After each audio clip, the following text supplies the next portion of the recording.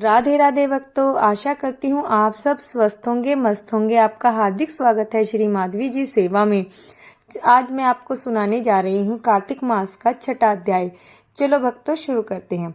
जिसके सुनने से सब पाप नाश हो जाएं, कार्तिक महात्म्य का लिखूं छठा अध्याय।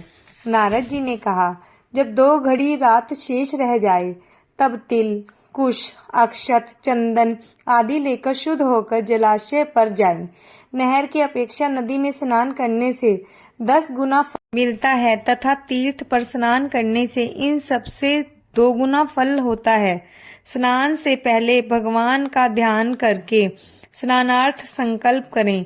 फिर तीर्थ में उपस्थित देवताओं को क्रमशः अग्र, आचमनीय आदि देवें।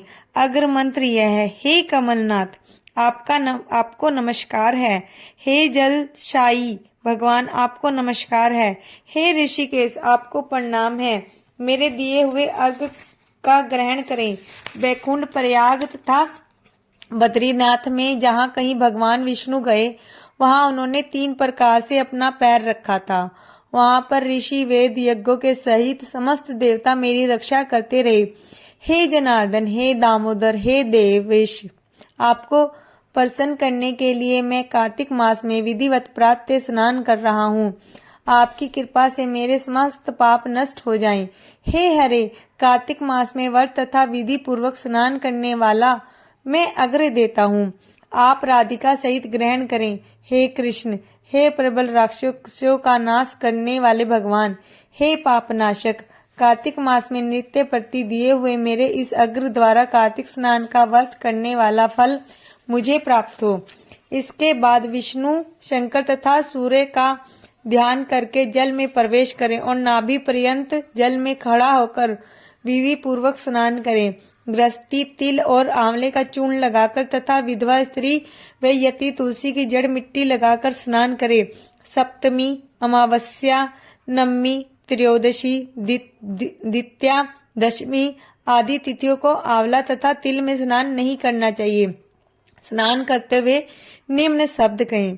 जिस भक्ति भाव से भगवान ने देवताओं के कार्य के लिए 3 प्रकार का रूप धारण किया था, वही पाप नाशक भगवान विष्णु अपनी कृपा से मुझे पवित्र बनाए। विष्णु जी की आज्ञा से कार्तिक व्रत करने वालों की इंद्र आदि सारे देवता रक्षा करते हैं, अतः मुझको पवित्र करें।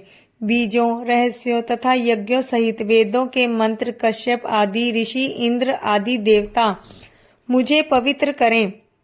गंगा आदि सभी नदियां, संपूर्ण तीर्थ, 7 समुद्र और समस्त जलाशय मुझको पवित्र करें। अदिति आदि सभी नारियां, यज्ञ, सिद्ध, सर्प और सब औषधियों व 3 लोकों के पर्वत मुझे पवित्र करें। इन शब्दों को कहकर स्नान करने के पश्चात व्रती हाथ में पवित्री धारण करके देवता, ऋषि, मनुष्य तथा पितरों का विधिवत तर्पण करते समय जितने भी तिल तर्पण रहते हैं उतने वर्ष पर्यंत व्रती के पितृगण स्वर्ग में वास करते हैं। तत्पश्चात व्रत करने वाला जल से निकलकर शुद्ध वस्त्र पहने और प्रातः काल के सब कृत्यों से निवृत्त होकर पुण्य भगवान विष्णु का पूजन करें।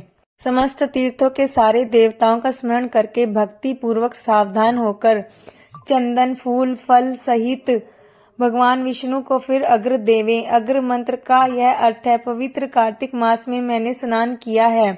हे विष्णु जी, राधा के साथ आप मेरे दिए अग्र को ग्रहण करें।